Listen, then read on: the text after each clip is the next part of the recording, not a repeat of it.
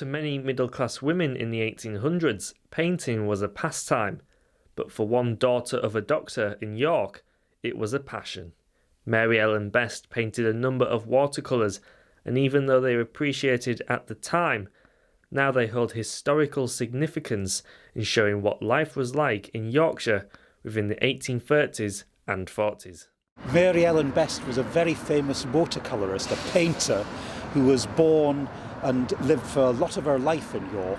She also lived a lot of her life in continental Europe. But she was very famous for the detailed paintings of interiors of rooms with the costumes that people were wearing and the little bits and pieces that were sitting around in the rooms. That's invaluable social history which we can't get from any other source. She lived from 1809 to 1890, so she spanned the 19th century. And now the York Civic Trust have a way of making sure she will not be forgotten. We try and put up blue plaques to people and places which, taken as a whole, write the history of York.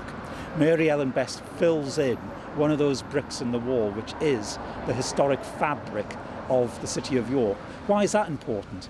It's because York is a better place if we understand its history, if we understand its past. And it's like a tree. A tree is a much stronger tree if it has strong roots.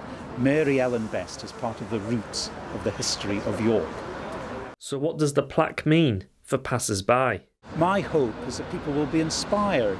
They'll say, that's an ordinary person living in the 19th century who did something special. She's remembered here. She's part of the fabric of historic York. Maybe I could do that in the future as well.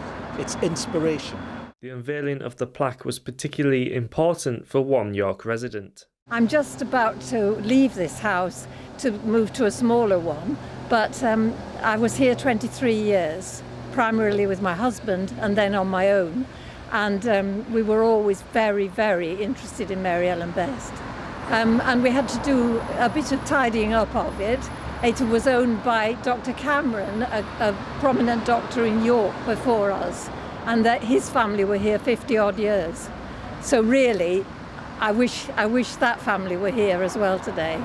So one of the city's historic hidden residents is now being remembered for all to see. Luke Taylor, That's TV.